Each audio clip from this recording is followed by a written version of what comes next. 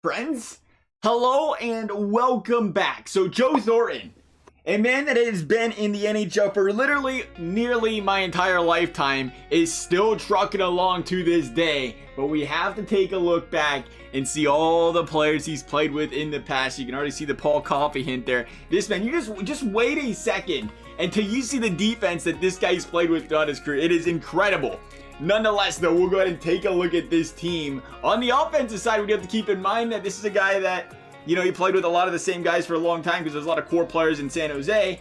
But, I mean, we had to throw on Danny Heatley. I think he put in, I want to say, we can't look at his stats because I created the player. But I want to say he put in a couple years, 1 year with him. It wasn't long. Bergeron was like same case. He didn't play very long with Bergeron, but he did get some time before he went from Boston to San Jose. He got to play with Patrice Bergeron. And then we have, again, a lot of San Jose guys. Timo Meier, Joe Pavelski, Logan Couture, Evander Kane, Kevin LeBlanc. You got DONSKOI, who's now in Colorado, once over there in San Jose. Patrick Marleau, speaking of guys that have been around for a long time. How's Patrick Marleau's recent career look here? He's a guy that should we go down the road next of recent teammates. He's played a lot with San Jose though, so that would kind of be a repetitive video there, I think. Maybe because he's, you know, more of the 2000s he played in early late 1999, I should say, 1988 as well there. And maybe a couple of Toronto seasons plus Pittsburgh. Maybe we go down that route. Let us know. I like doing the old guys. The old guys are fun because they've been around for so long here. Nonetheless, you know, we had Andrew Chuck in there as well. Gustav Nyquist. I don't remember this. I really don't. But Gustav Nyquist was a guy that was at San Jose very short term. Yeah, I think it had to be a trade year, didn't it? Right before he came to Columbus. I don't know why I don't remember that, but it didn't happen, or it happened. So good for Nyquist. Nonetheless, though, let's take a look at his defense. Take a look at this defense. There is no Brent Burns on this defense. That is how good this defense is. Ray Bourque, Paul Coffey, Brian Leetch, Rob Blake, Sergei Gonchar, and Erik KARLSSON. This man has played with them all. Like I said, to have a defensive core without Brent Burns on it, a stud like Brent Burns, that is just how many stud players this guy's played with from a defensive standpoint. We have Damers, Tierney, and Irwin on the scratch. Over at net, we have none other than Thomas Greiss and Martin Jones, though. We'll see a little bit lower overalls on the netminders there, though. But when you have that kind of defense, this has to be one of the filthiest defenses I think we've seen so far when it comes to doing a team of all former players. Because we've done it with a few guys now. We did it with, what, Crosby? I want to say we did it with Ovechkin. I think we even did it with Yager once, didn't we? Probably. Yager was in there. But there's just been nobody that's come remotely close to the defense that Joe Thornton has witnessed behind him in his time here. Maybe that's why he's been such a great player. So many big role models around him that have been really great in their own end as well there to help, I don't know, build at Joe Thornton's game per se there. He didn't really need it though. He came into this league as a bona fide stud though. Nonetheless, San Jose 29-5. Again, we wondered how the offense would do. Maybe we, you know, be completely honest, maybe we tweaked up the Danny Heatley overall just a little bit too much. But it's the heater, man. You had to throw the heater in there. You don't want to disrespect him. That would not go well. So he had the 87 overall there. But as far as everybody else is concerned, I thought we had a pretty solid offense. I wasn't going to say completely overpowering offense. I'd say solid. But again, the defense is just lights out. So to see what we get at the end of this season, as far as the goals against average is concerned, we might be low twos here. We'll see. San Jose just trying to break all kinds of records. They're trying to finish this season without double-digit losses if you're not including the overtimers, and they won't.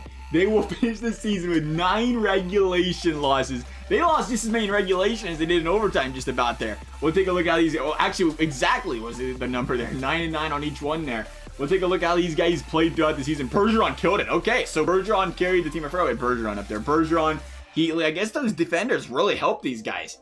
Bergeron 24/74 heater. There it is, baby. 50-21. Write it down. Sign him back up. He's ready to play again. But he is 27, by the way. Paul Coffey, 72 points. 67 out of Ray Bourque. There's where the defense comes in there. That filthy defense. Joe Pavelski had a great season. 60 points there. KARLSSON, 59. We haven't seen KARLSSON drop a point per game in a long time, has he? 59, 40, 45, 62. I guess he's been pretty close. He's just been hurt a lot.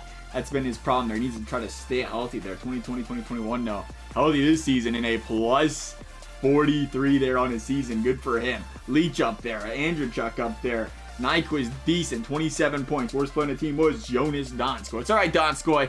We'll make it work for you back there, pal. You did good. You was a positive player for us, though, I think, there. 54-7 for Grice. A 921 save percentage. The goaltenders had outstanding save percentages. A 2.00 goals against. I don't know if we've seen one that low. I'm telling you, this might be the most lights-out defense we've had from a sim standpoint, too. EA respected it. Look at this. A 3.63 goals for per game, matched up with a 2.01 goals against. Almost doubled it. Nearly doubled the output there. 137-point season. There wasn't anybody that came anywhere close to the San Jose Sharks team. Now, Dallas is next. We'll see if we can just run through playoffs. A team like this could be a rough shot, easy walk to the Stanley Cup. Again, honestly, I was a little bit concerned how this defense or offense would play this season. But so far, the sim is just loving every bit of it. Here we go. San Jose up 2-0 earlier on them Colorado Avalanche. And this series looks like it's going to be over early. Thank you. Oh, just kidding. Not thank you for playing. Typical San Jose loss. 1 in overtime there. Thank you for playing. Yes, sir. 2-1 W there. Who we got in the second round of these San Jose Sharks? Probably Dallas, right? They had a good season this year. No, LA upset the Dallas Stars the way it looks, right? Oh, no, that's not right. For some reason I was thinking we was in the Central, not the Pacific. My mistake.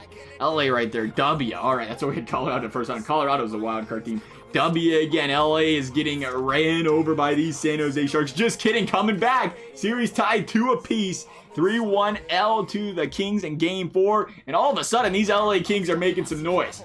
We probably shouldn't have talked too much smack about these bad boys because they are about to eliminate the Sharks in the second round after a historic season. Unbelievable. You follow Brown, Walker, all goals in the first period, and the LA Kings have apparently figured out the answer to this San Jose Sharks defense. Because 3 goals and San Jose just can't score. There's a goal. They need 2 more. Still got a chance. Bergeron trying to bring them back. LeBlanc back on Quick as well. Can Quick blow this lead? They have 10 minutes to do so. San Jose needs just 1 more goal. No lead save against this team. Power play Sharks. Nothing going, no. And there's 2 minutes left. Gonna have to pull that goalie, try to find something here. Drew Doughty on Grice. Nothing happening there. Quick, Andrew Chuck. Not gonna happen. The LA Kings of what felt like a slam dunk Stanley Cup after that dominating season are gonna come up short in the second round to the LA Kings. Hats off to those guys for playing outstanding hockey. I don't know how the LA Kings made it that far in playoffs now that I think about it. This is 2020, 2021, but the Kings did it. The Bruins won the Stanley Cup, though. That's a team more than deserving of winning it. They're a very talented team in Boston. We'll take a look at the awards, though, real quickly. See how these guys did. Well, should have brought some hardware home. Quite a bit, probably. If I know, Taylor Sagan's going to get the Art Ross. The Hart's going to go to Bergeron, so he did get that for the most valuable player. Interesting when you consider the players on this team. The Norris going to Roman Josi. Couldn't bring home the Norris with all those defenders. Lady Bing going to Patrick James, Sjorkin getting to Calder, the Smythe going to Rask. Grice did get the Vezina, as again expected. That was just a ridiculous season from a goaltending and defensive standpoint. Ryan O'Reilly to Selke, and again Bergeron to Ted Lindsay, and Maurice Richard-Seguin leading the league in goals. Must have outdone Heater there for over 50 goals. Good for Tyler Seguin. That is going to wrap things up for this video. As always, I'd appreciate if you guys consider subscribing, liking the video. You never have to, though. Thank you guys for watching. We'll see you next time.